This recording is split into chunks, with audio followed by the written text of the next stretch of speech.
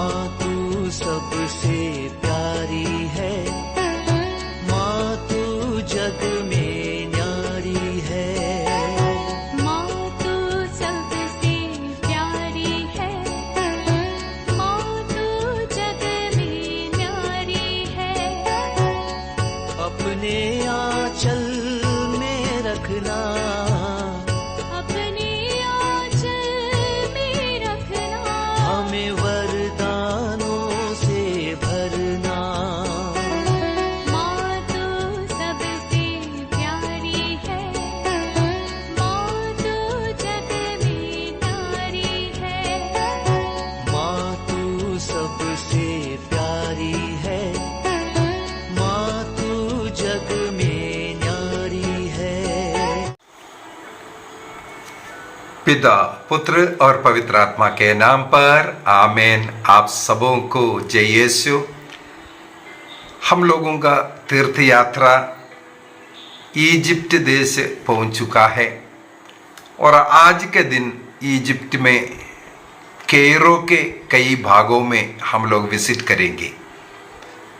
आज के इस क्लास में मैं सबसे पहले पवित्र परिवार संत जोसेफ, माता मरियम और प्रभु ईसा मसीह इस्राएल से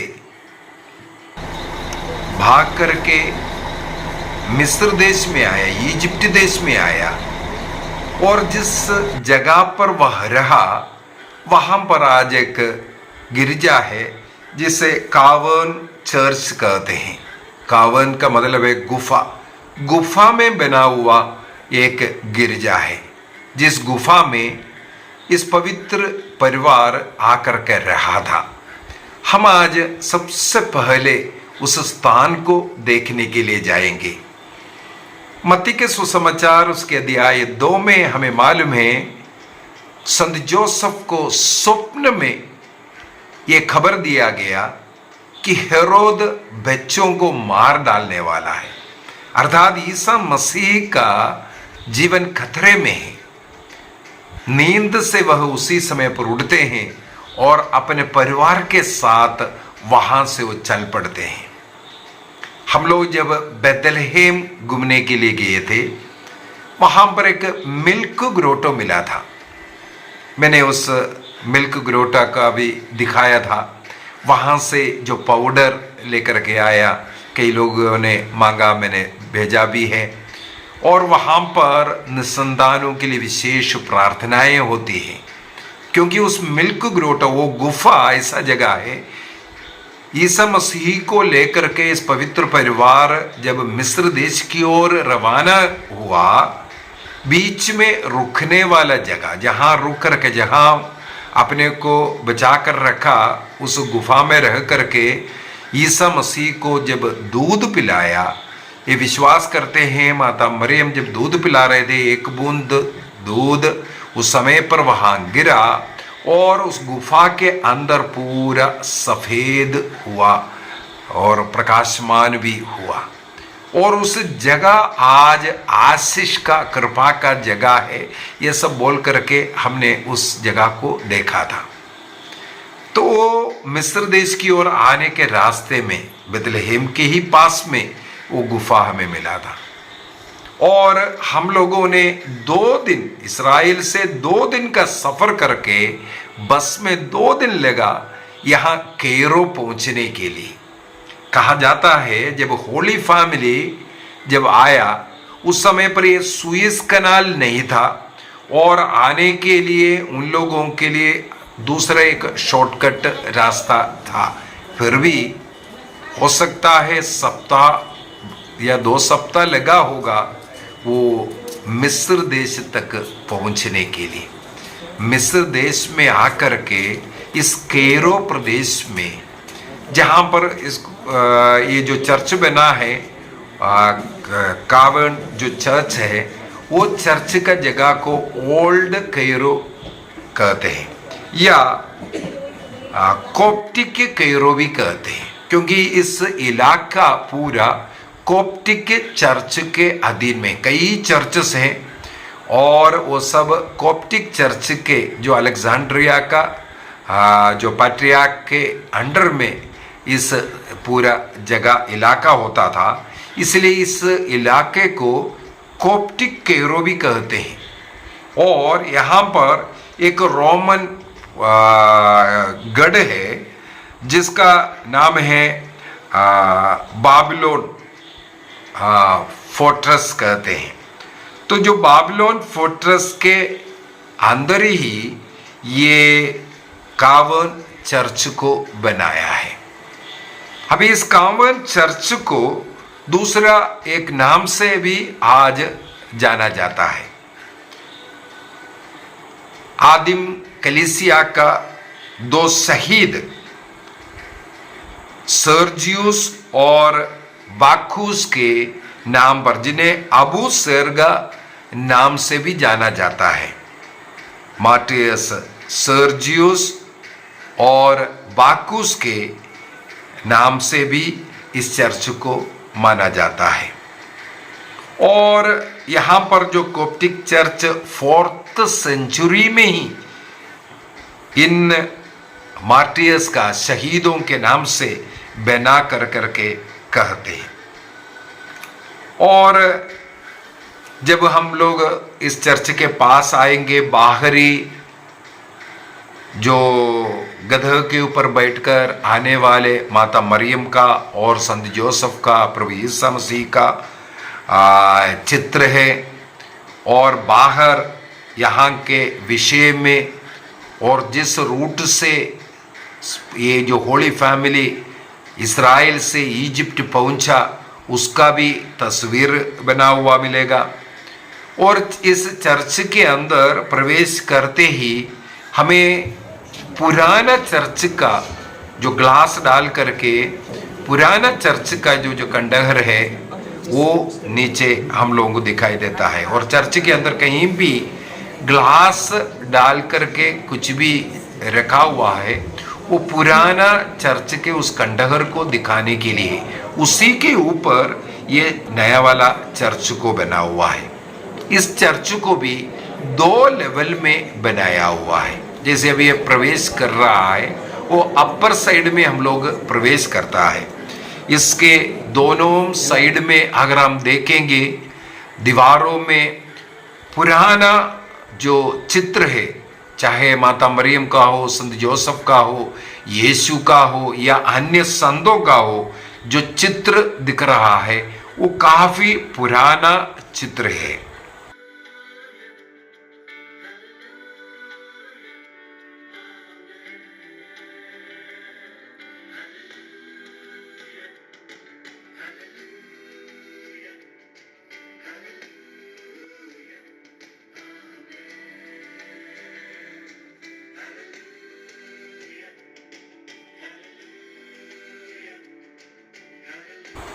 और साथ ही साथ एक पुराना 4th सेंचुरी का, 4वीं सदी का एक बपतिस्मा का कुंड भी दिखाई देता है। देखिए यहाँ चर्च के अंदर बपतिस्मा का जो पौंड पुराना समय का 4th सेंचुरी का पौंड है, इसको संभाल कर रखा है, जहां पर बच्चों को, बड़ों को बपतिस्मा दिया जाता था। ऐसा पौंड जहां कहीं भी दिखता है, इसका मतलब है मुख्यतः बच्चों को बपतिस्मा देने के लिए ऐसा पौंड की जरूरत है।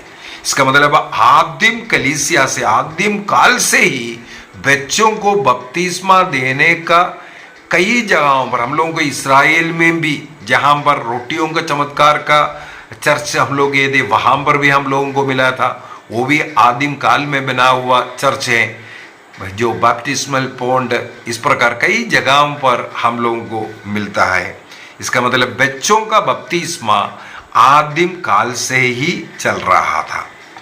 और अनेकों संतों का तस्वीर, होली फैमिली का तस्वीर, ये सब इन दोनों चर्च के अंदर दीवारों में अंकित कर करके रखा हुआ है।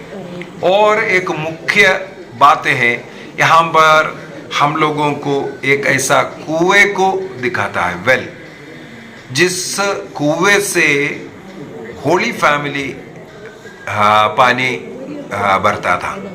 उस कुएं को अभी भी इस चर्च के अंदर संभाल कर रखा है, ग्लास डाल करके और लिख के भी रखा है, जिस कुएं को पवित्र परिवार इस्तेमाल करता था, उस कुएं को आज भी संभाला हुआ है। और दूसरा, हम लोग निचले जो लेवल में अगर जाएंगे, लोअर लेवल में एक सीढ़ी उतर करके हम लोगों को नीचे जाना पड़ेगा गुफा में। वहां पर जाने से पुराना बिल्डिंगों का कई अवशेष दिखाई देता है। साथ ही साथ जिस गुफा में पवित्र परिवार रहता था, वो गुफा भी हम लोगों को वहां पर दिखाई देता है। और वो जो ग्लास डालकर रखने वाला वो जो जगह, जिस जगह पर पवित्र परिवार अर्थात ईसा मसीह भी रहा, उस जगह को वहां पर संभाल करके रखा हुआ है। और ये जो स्थान, निचली स्थान, इसका मतलब बहुत ही पवित्र स्थान, जहां पर ईसा मसीह खेला होगा, चला होगा। ईसा मसीह को मां मरियम ने दूध पिलाया। और मुझे पढ़ने के लिए मिला, इसी जगह पर रहते वक्त संत जोसेफ यहाँ के बाबिलोन फोर्ट में, ये जो फोर्ट्रेस जो गढ़ है, इसी के अंदर काम करते थे। परिवार को चलाने के लिए जो कमाना, ये सब यहीं पर बाबिलोन फोर्ट्रेस में काम करते हुए ही उन्होंने रहा। ये रोमन समय पर यहाँ पर चारों तरफ एक फोर्ट्रेस बना करके, और उसके ऊपर कई जगहों पर हम लोगों को उसका कुछ अवशेष देखने के लिए भी मिलेगा। और कल अगला एक चर्च में जा रहे हैं, वो भी इसी रोमन गढ़ के ऊपर, फोर्ट्रेस के ऊपर बनाया हुआ है। और इस इलाका क्रिश्तियों के लिए बहुत फेमस है, इसलिए कैरो का कोप्टिक एरिया, कोप्टिक कैरो भी इस जगह को कहते हैं। ऊपर के उस चर्च के अंदर जो है 3 वेदी बनाया हुआ है, 3 वेदी है।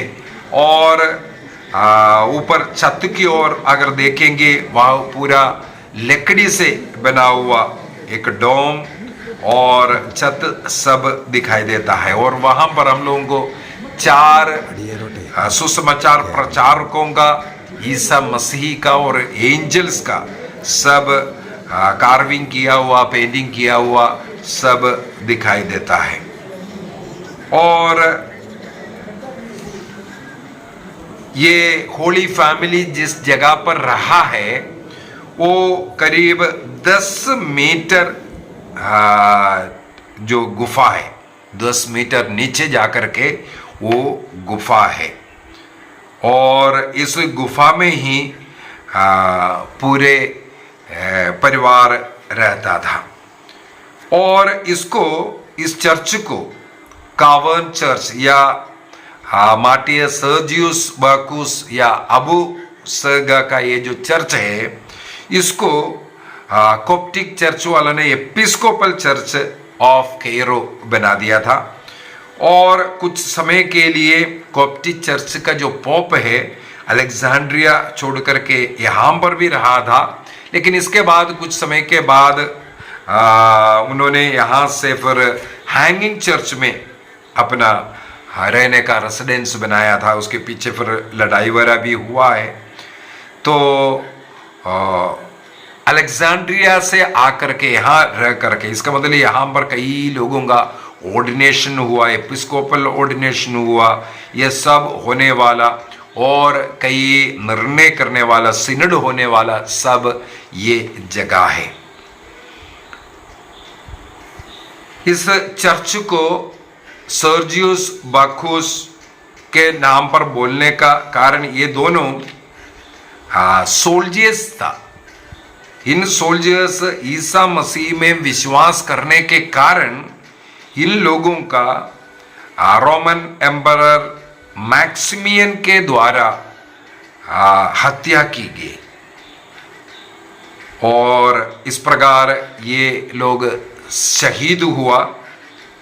और यहाँ पर 4th सेंचुरी में उनके नाम से सबसे पहले चर्च का निर्माण किया, उन संतों का, शहीदों का, मार्टियर्स के नाम से। जहाँ पवित्र परिवार रहा उसी इलाके में, उसी के ऊपर इन शहीद उन लोगों को भी याद करते हुए, विशेषकर ईसा मसीह के लिए रक्त बहाने वाला इन शहीदों को यादगारी के लिए यहाँ पर उन लोगों ने चर्च बनाया।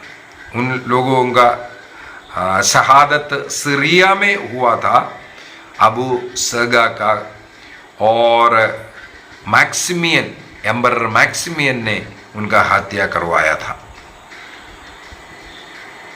4th सेंचुरी में चर्च जरूर बना, लेकिन 750 में मारवान सेकंड ने इस चर्च को जला डाला, गिरा दिया।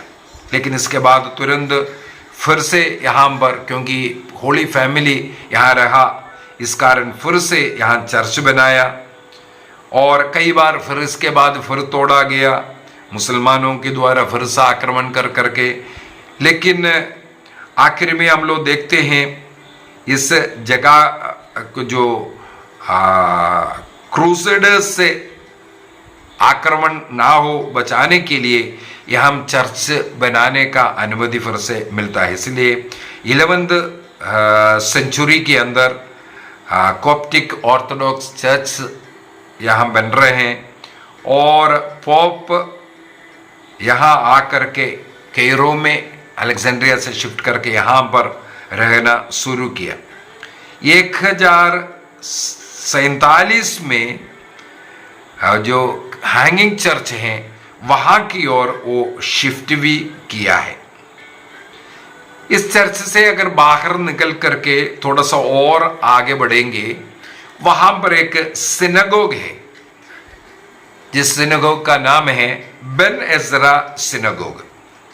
बेन एजरा सिनेगोग इसलिए फेमस है, नील नदी के तट पर है, जहां से मूसा नबी को जब उनके माता पिता ने नील नदी में एक टोकरी में रख करके बहाया था, और